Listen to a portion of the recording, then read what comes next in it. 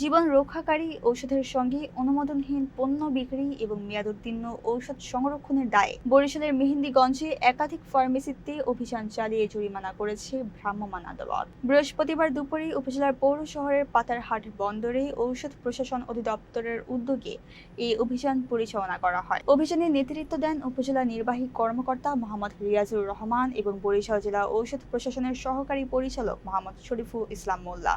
অভিযানকালে licence নবায়ন না থাকা, অনুমোদনহীন ও নিম্নমানের ঔষধ বিক্রি সহ নানা অনিয়মের দায়ে নওজোয়ান medical hall, city medical hall, Azad medical hall, ইমাম মেডিকেল হল, শরীফ medical hall, Mizan medical hall এবং রফিক মেডিসিন কর্নারকে জরিমানা করা হয়। জনস্বাস্থ্য সুরক্ষায় ও নিরাপদ ঔষধ নিশ্চিতে এমন অভিযান ভবিষ্যতে অব্যাহত থাকবে বলে জানিয়েছেন সংশ্লিষ্ট কর্মকর্তারা।